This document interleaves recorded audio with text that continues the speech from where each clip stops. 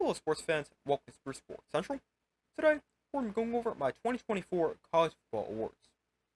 So this video is going to consist of awards I came up with, as well as awards that actually exist. But beginning with the awards I added in, and starting off with the most surprising team. So there were several surprises this season in college football, but if I had to say three finals for the award, I would say BYU, who went 10-2, Arizona State, who's in the playoff after winning the Big 12, and Indiana, who also made the college football playoff at 11-1. But I think the most surprising team of the 2024 season is Indiana.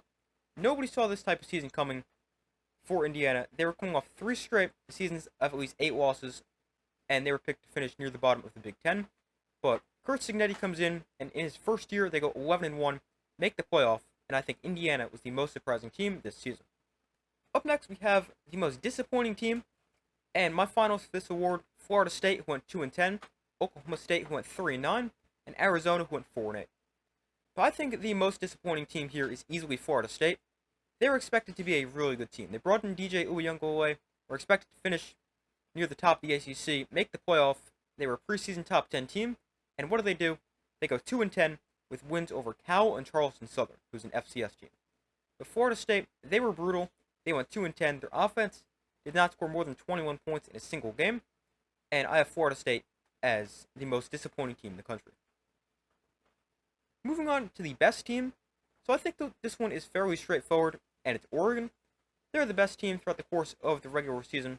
They're 13-0, the only undefeated team in the country. They won the Big Ten in their first year. Quarterback Dillon Gabriel is a Heisman finalist, and Oregon, they were easily the best team in the regular season. Moving on to the worst team, and this is going to be of Power 4 teams, and I think it's between two teams, either Florida State or Purdue. Florida State went 2-10, I talked about them a second ago, and Purdue, they went 1-11. But I think Purdue was the worst team of Power 4 teams this year. They went just 1-11 and did not beat an FBS team, as their one win came in Week 1 against Indiana State. But they then went on to lose 11 straight games. Their defense was garbage, allowing nearly 40 points a game. Their offense wasn't much better, scoring just 16 points per game. And Purdue, they weren't even competitive, as they lost their games by an average of 31 points this season. But Purdue, they were awful. As a result, they fired head coach Ryan Walters, and Purdue, they're my worst Power 4 team of the season. And moving on to the final award I came up with, and that is Upset of the Year. So there were some big upsets this year, but I think this is going to be between two upsets, either Northern Illinois beating Notre Dame, or Vanderbilt upsetting Alabama. But I have Upset of the Year as Vanderbilt over Alabama. Vanderbilt won that game 40-35, and it wasn't just Vanderbilt scored late to win the game. No, Vanderbilt, they dominated the whole game. They led the entire game from their very first drive, and to make it even bigger for Vanderbilt, it was the week after Alabama had just beaten Georgia. They were ranked number 1, one of the best teams in the country, and Vanderbilt shocks the world. It was the first time Vanderbilt beat Alabama since 1984.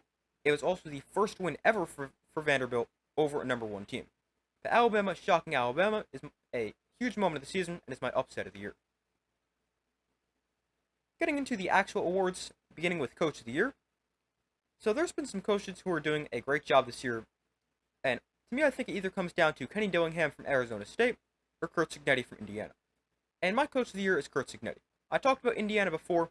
They're my most surprising team this season, and a big reason why is Curt Cignetti.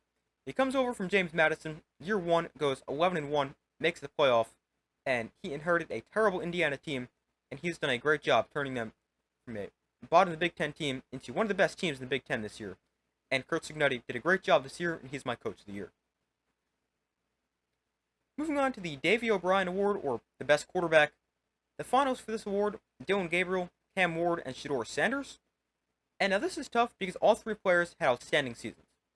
Dillon Gabriel finished the year with 3,558 yards, 28 touchdowns, and 6 interceptions, plus he had 7 rushing touchdowns.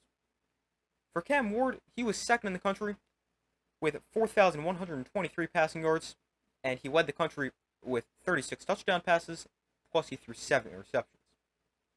Then for Shedeur Sanders, he was third in yards and second in touchdowns, as he threw for 3,900 yards, 35 touchdowns, and 8 picks. And all 3 quarterbacks, they were great this year, but I'm going to give the Davey O'Brien Award to Cam Ward. You can argue somebody else, that's fine, but I think it should be Cam Ward. He had the best statistical season of the three finalists, and Cam Ward is my Davy O'Brien Award winner. Up next, we have the Doak Walker Award, and that is the best running back. So the finalists for this award: Marion Hampton of North Carolina, Ashton Jeanty of Boise State, and Caleb Johnson of Iowa. Now, all three players had great seasons, but there was a clear winner, and it's Ashton Jeanty. Marion Hampton, he was great. He was second in the country with 1,660 yards and 15 touchdowns, and Caleb Johnson was sixth in both yards and touchdowns with 1,537 yards and 21 scores.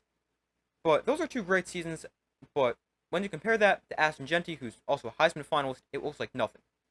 But Jeanty ran for 2,497 yards and 29 touchdowns while averaging 7.3 yards per carry. And to make things even more impressive for Jeanty, he had 1,889 yards after contact. And if his yards after contact were its own player, he would still lead the country in rushing yards. So that just goes to show how good Ashton Jeanty was this year, and he is also just 131 yards away from breaking Barry Sanders' single-season rushing record. But Ashton Jeanty, easily the best running back in the country. He had an insane season, and he is the Doak Walker Award winner. Moving on, we have the Biletnikoff Award for the best receiver. The finalists there: Colorado's Travis Hunter, Arizona's Tedero McMillan, and San Jose State's Nick Nash. So, again, all three had great seasons. Travis Hunter finished with 92 catches for 1,152 yards and 14 touchdowns, and all those ranked top 6 in the country. In fact, his 14 touchdowns are second most. For Tedero McMillan, he had 84 catches for 1,319 yards and 8 touchdowns. And for Nick Nash, he actually led the country in catches, yards, and touchdowns, as he had 104 catches, 1,382 yards, and 16 touchdowns. But because of that, I think the Biletnikoff Award has to go to Nick Nash. He led the country in the three major receiving categories, and Nick Nash is my Biletnikoff Award winner. Moving on, we have the Defensive Player of the Year. So the three finalists there: Travis Hunter, Abdul Carter, and Caleb Downs. Defensively for Travis Hunter, he had 31 tackles, 11 passes defended, and 4 interceptions. Abdul Carter had 60 tackles, 10 sacks, 2 forced fumbles, and 20 tackles for loss. And Caleb Downs had 62 tackles, 3 passes defended, half a sack, and 7 TFLs. But this is a very tough one. I could really understand the argument to have it go any of the three ways, but I'm going to give the award to Abdul Carter. He was insane for Penn State. He was one of the best defensive players in the country, a monster along their defensive line, and Abdul Carter is my Defensive Player of the Year. And our final award, it is the Heisman Trophy. So the finalists for this award: Cam Ward, Dillon Gabriel, Travis Hunter, and Ashton Jeanty. So all these players have had great years, but this is pretty much a two-man race between Travis Hunter and Ashton Jeanty. And because of that, this is going to be the first year since 2020 where a non-quarterback will win the Heisman, as Devontae Smith won it that year. And Ashton Jeanty also has a chance to be the first running back to win the award, since Derrick Henry won it in 2015. But both players had insane seasons, and you really can't go wrong with either player. But the argument for Travis Hunter: he plays both ways at a very high level. As a receiver, he had 92 catches for 1,152 yards and 14 touchdowns. And then on the defensive side of the ball, he had 31 tackles, 11 passes defended, and 4 interceptions. Then the argument for Jeanty: he's having one of the greatest rushing seasons of all time, as he is just 131 yards away from breaking the single-season rushing record. And he currently has 334 carries for 2,497 yards and 29 touchdowns. Now, the argument against Jeanty is he plays in the Mountain West, and the defensives there are pretty bad. But Jeanty isn't just putting up good numbers. He is putting up historic numbers. He's the first 2,000-yard rusher in the last 5 years. But this award can really go either way. If you want to argue with Travis Hunter, that's fine. If you want to argue for Ashton Jeanty, that's fine. But you really can't go wrong with either player.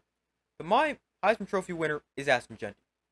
I think if Ashton Jeanty isn't having the season he's having, it's easily Travis Hunter who wins the award, and the same thing goes the other way. If Travis Hunter isn't having the season he's having, Ashton Jeanty easily wins the award. But I think this could definitely go either way, but I think the Heisman Trophy, the best player in the country this year, was Ashton Jeanty. So I've got Ashton Jeanty winning the award, Travis Hunter a very close second, Cam Ward would be in third place, and Dillon Gabriel in fourth. But those are my 2024 college football awards. Thank you guys for watching. Be sure to like this video, subscribe, turn notifications so you don't miss any of their upcoming videos I do my best to post as often as possible, and I will see you in the next video.